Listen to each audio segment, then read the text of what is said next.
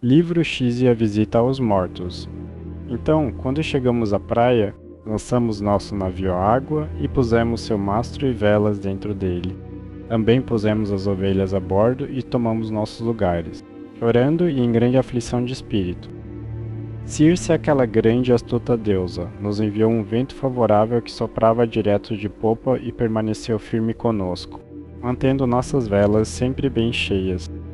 Assim fizemos o que era preciso fazer com a mobília do navio e o deixamos ir conforme o vento e o timoneiro dirigiam.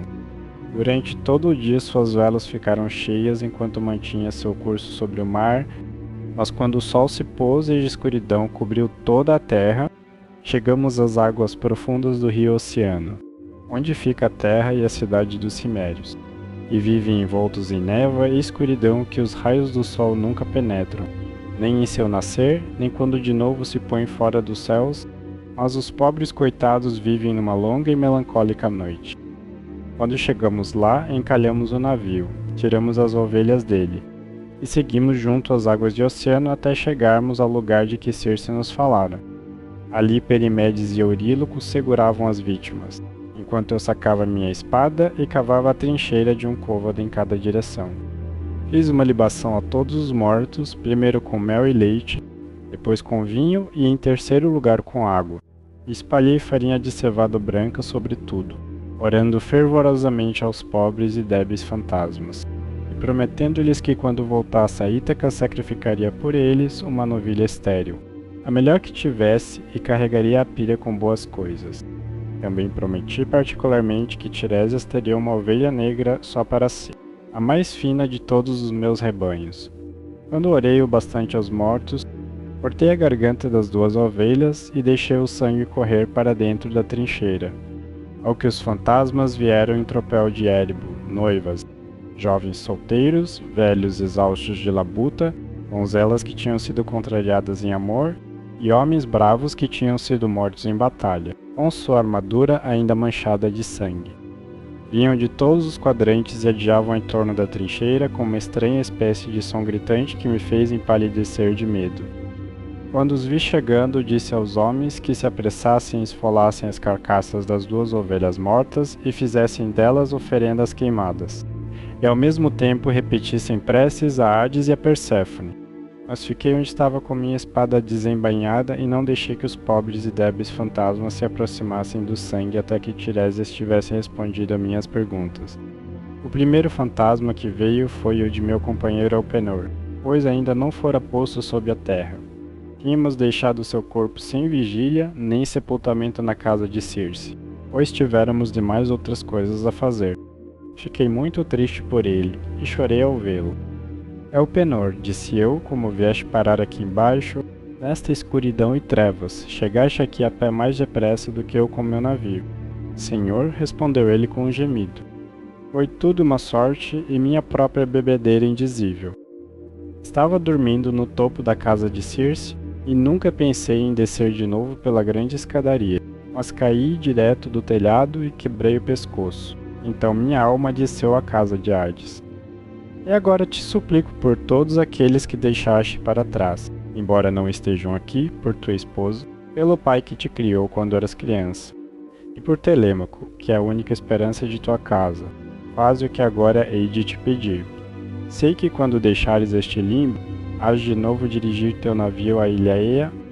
Não partas de lá me deixando sem vigília, nem sepultamento atrás de ti. Ou posso trazer sobre ti a ira do céu, mas queima-me com qualquer armadura que eu tenha.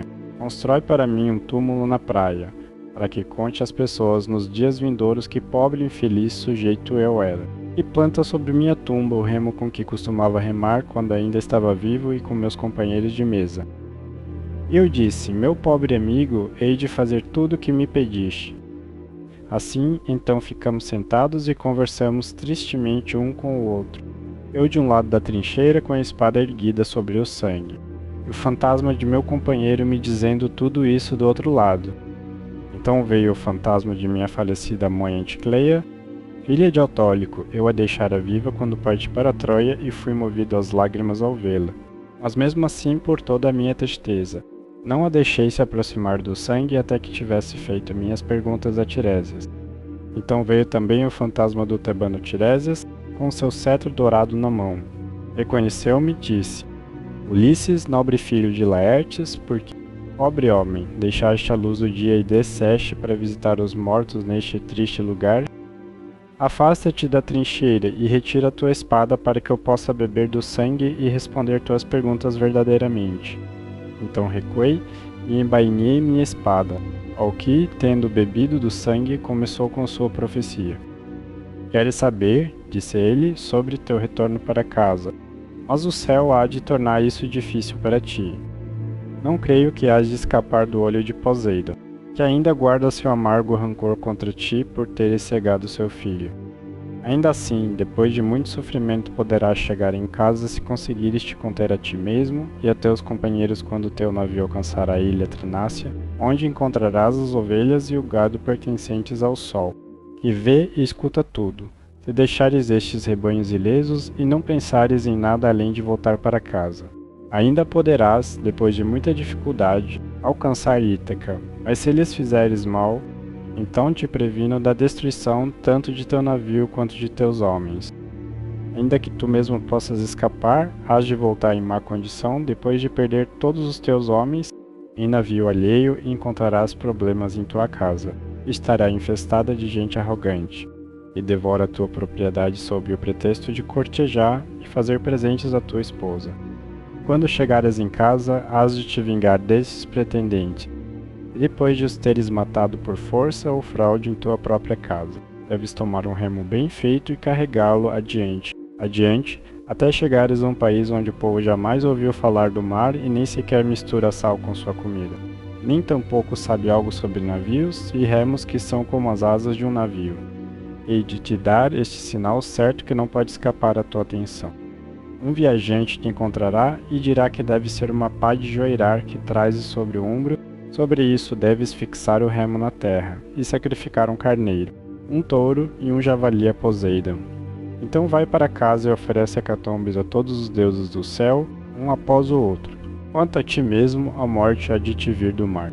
E tua vida há de se esvair muito suavemente quando estiveres cheio de anos e paz de espírito. E teu povo há de te bendizer. Tudo o que disse há de se tornar verdade.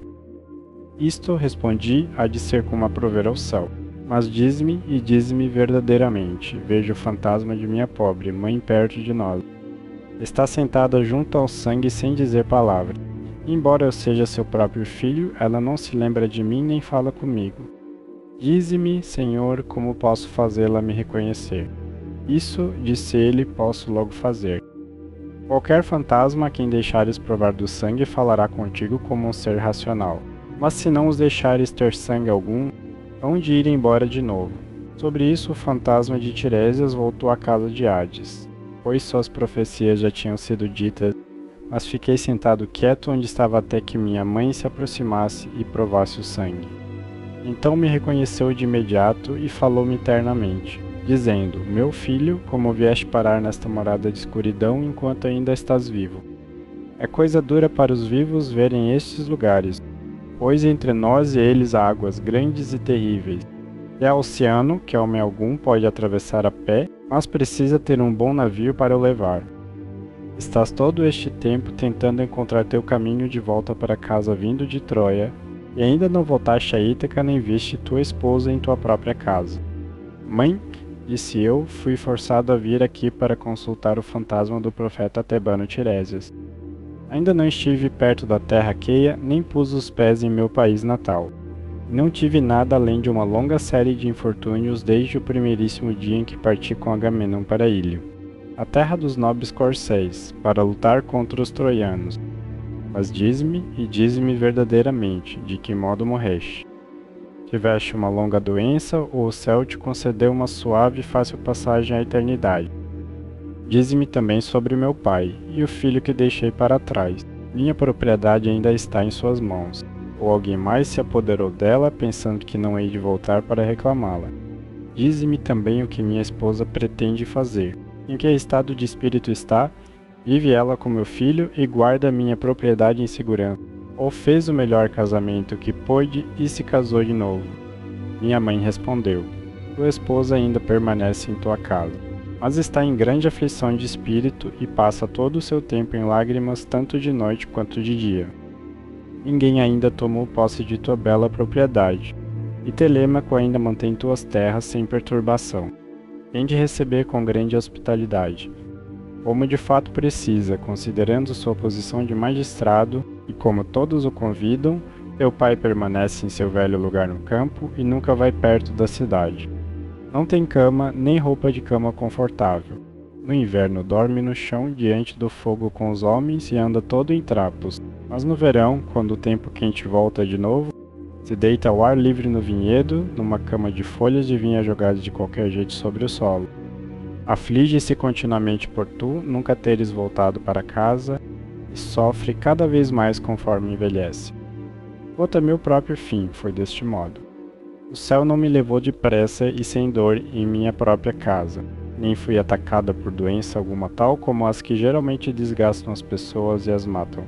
Mas foi minha saudade de saber o que fazias e a força de minha afeição por ti. Foi isso que foi minha morte.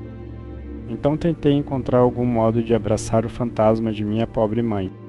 3 vezes saltei em sua direção e tentei enlaçá-la em meus braços, mas cada vez ela escapava de meu abraço como se fosse um sonho ou fantasma. E sentindo-me ferido no âmago, disse-lhe: Mãe, por que não ficas parada quando quero te abraçar? Se pudéssemos lançar os braços um em torno do outro, poderíamos encontrar triste conforto no compartilhar de nossas tristezas mesmo na casa de Hades.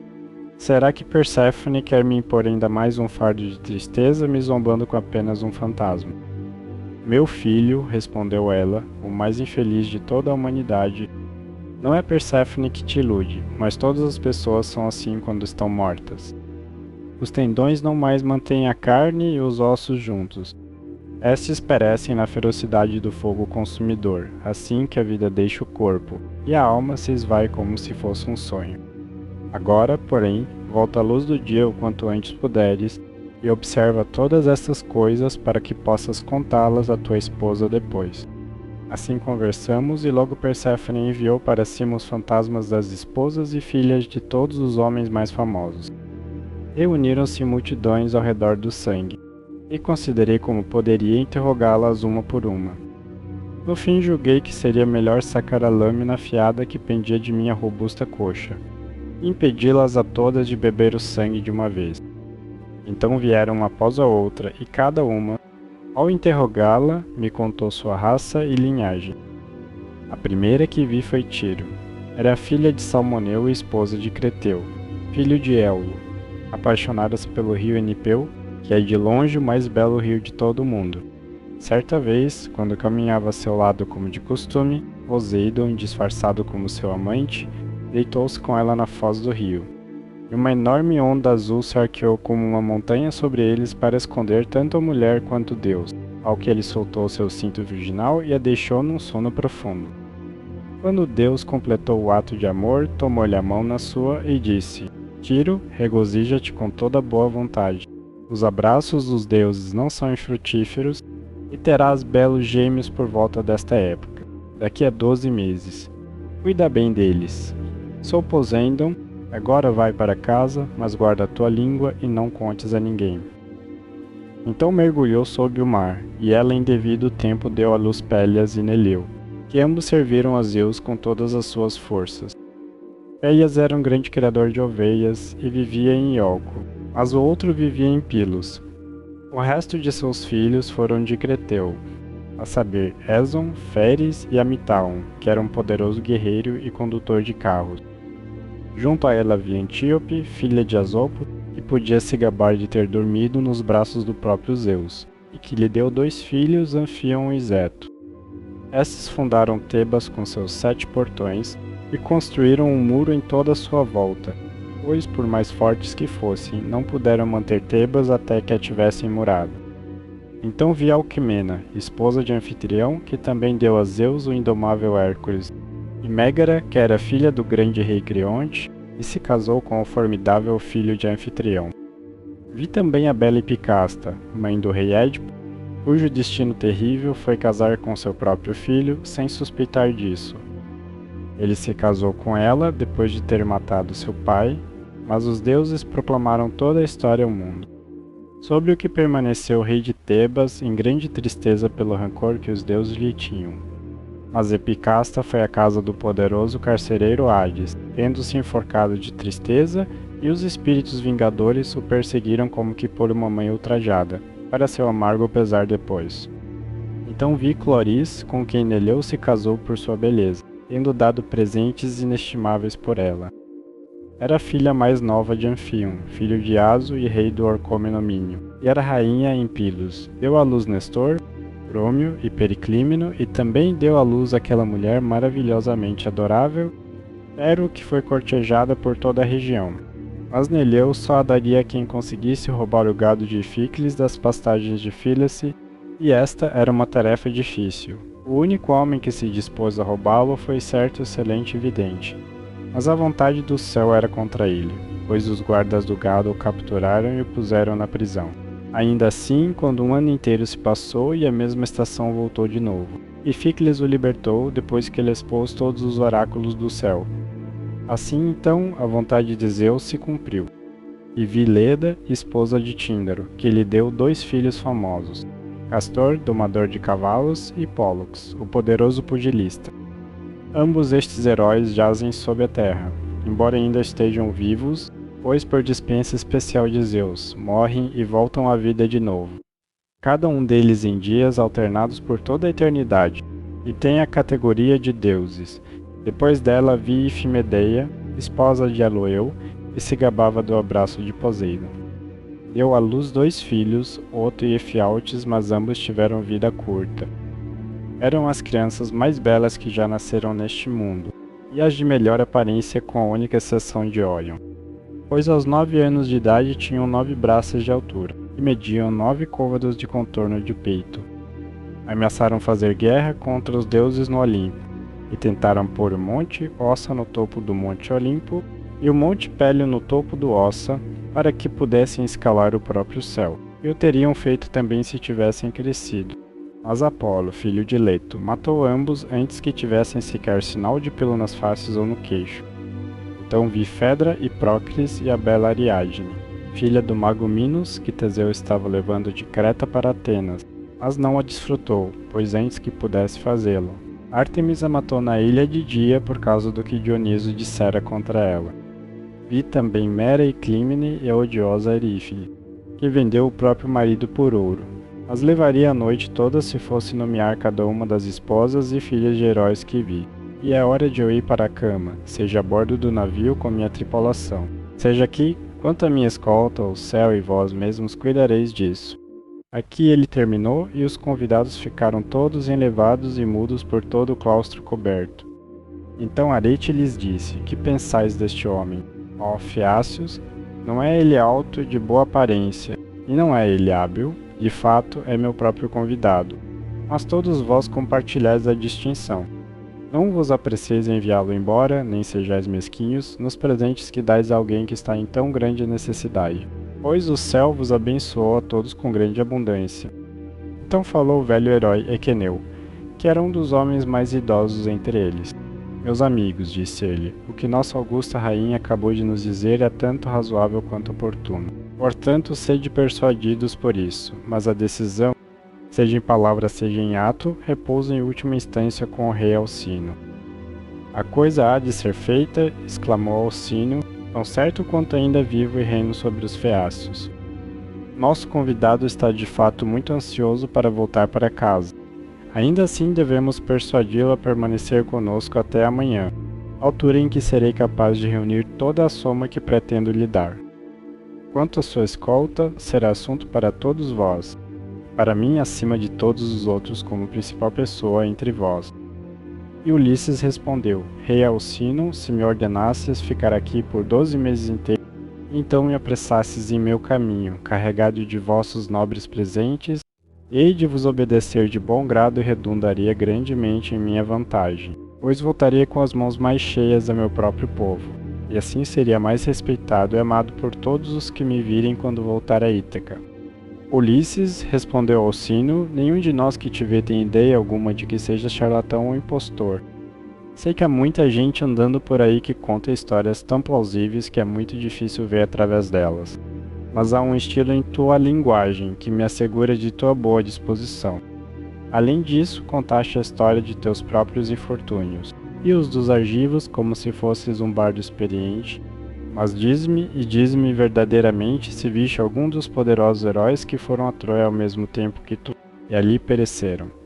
As noites ainda estão em seu máximo comprimento, e ainda não é hora de dormir, prossegue.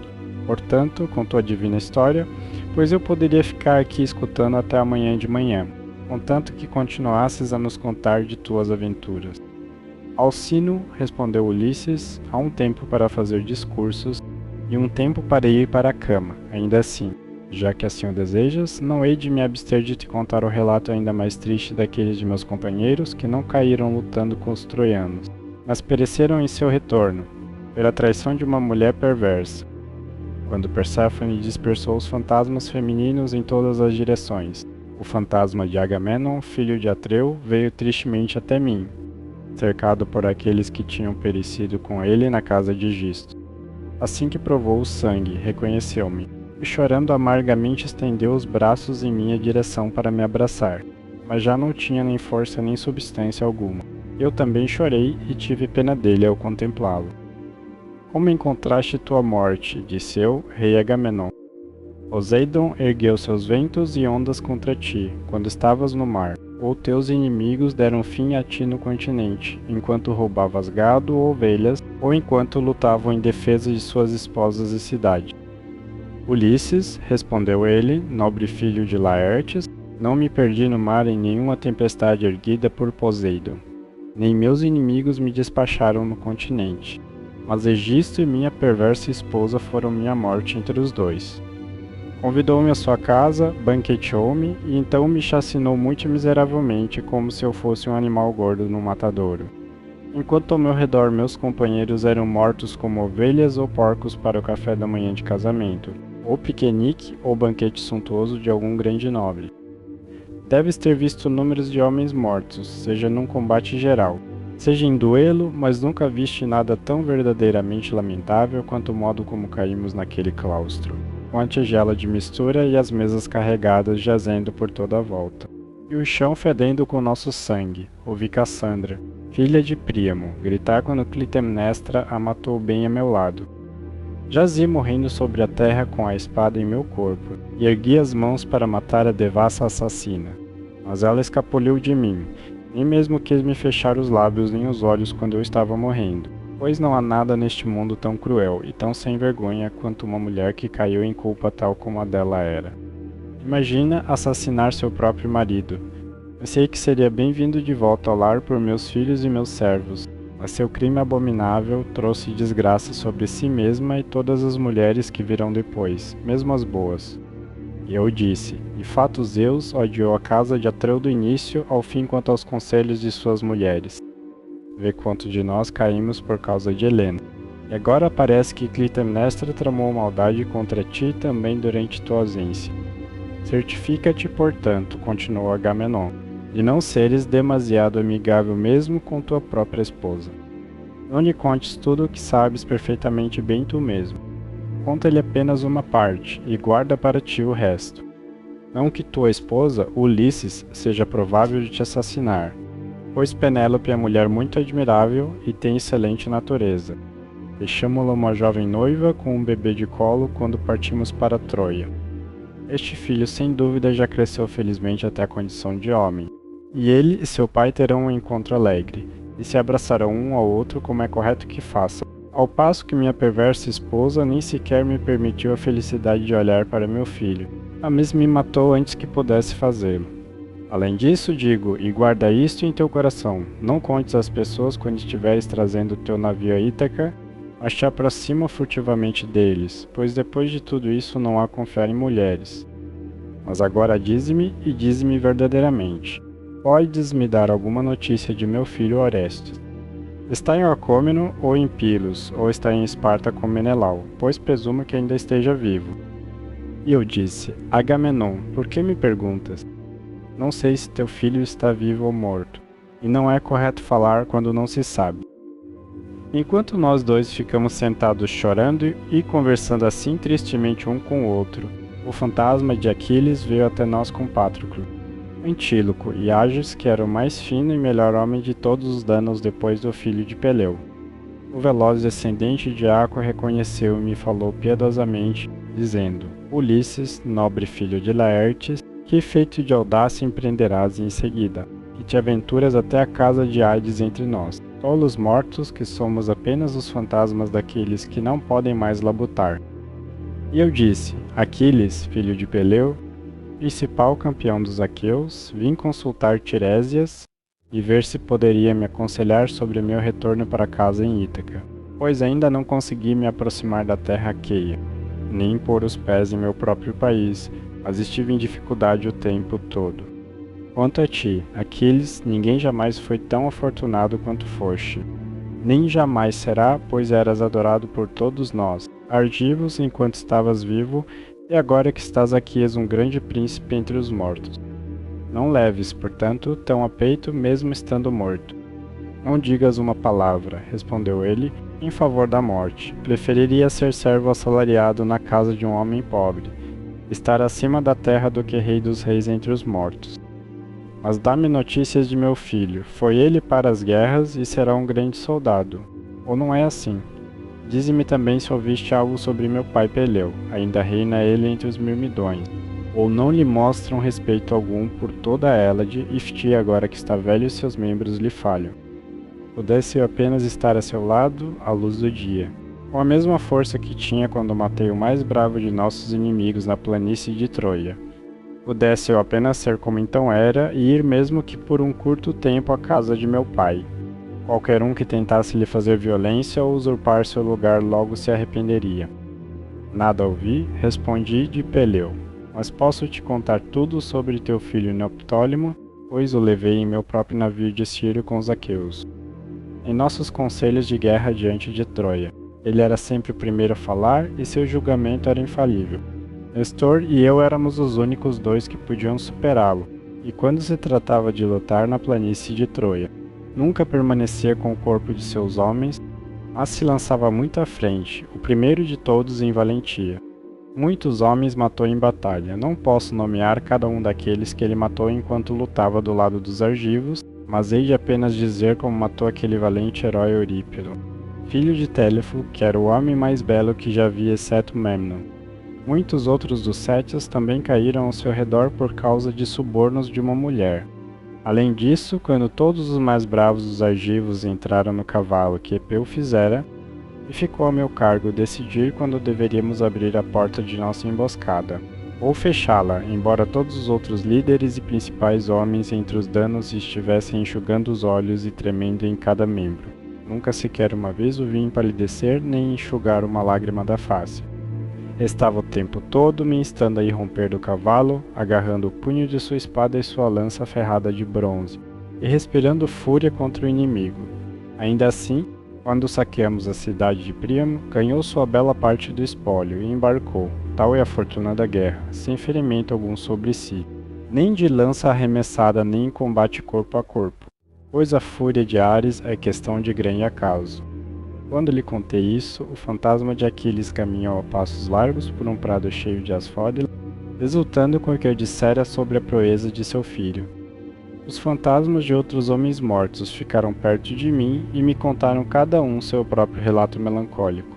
Mas o de Ájax, filho de Telamon, sozinho se manteve à distância, ainda irado comigo por eu ter vencido a causa em nossa disputa sobre a armadura de Aquiles. Tétis oferecera como prêmio, mas os prisioneiros troianos e Atena eram os juízes. Quiseram nunca ter vencido tal contenda, pois custou a vida de Ágias, que era o primeiro de todos os danos depois do filho de Peleu, tanto em estatura quanto em proeza. Quando o vi, tentei apaziguá-lo e disse: Ájax, não hás de esquecer e perdoar mesmo na morte, mas o julgamento sobre aquela odiosa armadura ainda há de te corroer. Custou-nos a nós, argivos, caro bastante perder tal torre de força quanto eras para nós.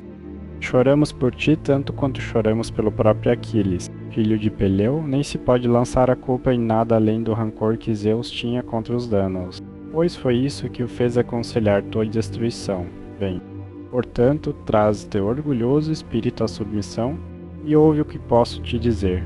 Não quis responder, mas se virou para Érebo e para os outros fantasmas. Ainda assim, deveria tê-lo feito falar comigo apesar de sua ira, ou deveria ter continuado a falar com ele, não fosse que ainda havia outros entre os mortos que eu desejava ver. Então vi Minos, filho de Zeus, com seu cetro dourado na mão, sentado em julgamento sobre os mortos, e os fantasmas estavam reunidos, sentados e em pé ao seu redor na espaçosa casa de Hades, para conhecer sua sentença sobre eles. Depois dele vi o enorme Orion num prado cheio de asfódalos, conduzindo os fantasmas das feras selvagens que matara nas montanhas, e tinha um grande porrete de bronze na mão, inquebrável para todo sempre. E Vitício, filho de Gaia, estendido na planície e cobrindo cerca de 9 acres de terreno. 2 abutres, um de cada lado dele, cravavam os bicos em seu fígado, e ele continuava tentando afastá-los com as mãos, mas não conseguia, pois violara Leto, a amante de Zeus, enquanto ela atravessava Panopeu a caminho de Pito. Vi também o destino terrível de Tântalo, que estava de pé num lago que lhe chegava ao queixo. Morria de sede, mas nunca conseguia alcançar a água, pois sempre que a pobre criatura se inclinava para beber, ela secava e desaparecia, de modo que não havia nada além de terra seca e secada pelo rancor do céu. Havia também árvores altas, que deixavam cair seu fruto sobre sua cabeça, peras, romãs, maçãs, doces figos e suculentas azeitonas, mas sempre que a pobre criatura estendia a mão para pegar algumas, o vento arremessava os galhos de volta para as nuvens. E vi Sísifo em sua tarefa sem fim erguendo sua prodigiosa pedra com ambas as mãos. Com mãos e pés tentava rolá-la até o topo da colina, mas sempre, justo antes que pudesse rolá-la para o outro lado. Seu peso seria demais para ele, e a pedra impiedosa desceria trovejando de novo até a planície. Então começaria a tentar empurrá-la a colina acima de novo, e o suor escorria dele, e o vapor se erguia atrás dele. Depois dele viu o poderoso Hércules, mas era apenas seu fantasma, pois ele festeja para sempre com os deuses imortais, e tem por esposa a adorável Hebe, que é filha de Zeus e Hera. Os fantasmas gritavam ao redor dele como aves assustadas voando para todos os lados. Parecia negro como a noite com seu arco nu nas mãos e sua flecha na corda, olhando ao redor como se estivesse sempre a ponto de mirar. Em torno de seu peito havia um maravilhoso cinturão dourado, adornado da mais notável maneira com ursos, javalis selvagens e leões de olhos brilhantes. Havia também guerra, batalha e morte. O homem que fez aquele cinturão, faça o que fizesse, nunca conseguiria fazer outro igual. Hércules me reconheceu de imediato ao me ver, e falou piedosamente, dizendo: Meu pobre Ulisses, nobre filho de Laertes, também levas tua mesma triste espécie de vida que eu levava quando estava acima da terra. Era filho de Zeus, mas passei por uma infinidade de sofrimento, pois me tornei servo daquele que estava muito abaixo de mim, um sujeito baixo que me impôs toda sorte de trabalhos. Certa vez me enviou aqui para buscar o cão infernal, pois não pensava que pudesse encontrar nada mais difícil para mim do que isso. Mas tirei o cão de Hades e o levei até ele, pois Hermes e Atena me ajudaram. Sob isso, Hércules desceu de novo à casa de Hades. Mas fiquei onde estava caso algum outro dos poderosos mortos viesse até mim. E deveria ter visto ainda outros daqueles que se foram antes. A quem gostaria de ver, Teseu e Pirito, gloriosos filhos dos deuses. Mas tantos milhares de fantasmas se reuniram ao meu redor e soltaram gritos tão pavorosos, e fiquei tomado de pânico de que Perséfone enviasse da casa de Hades a cabeça daquele monstro terrível, a Górgona. Sobre isso me apressei de volta a meu navio e ordenei a meus homens que embarcassem de imediato e soltassem as amarras. Então embarcaram e tomaram seus lugares, ao que o navio desceu a corrente do rio Oceano. Tivemos de remar primeiro, mas logo se levantou um vento favorável.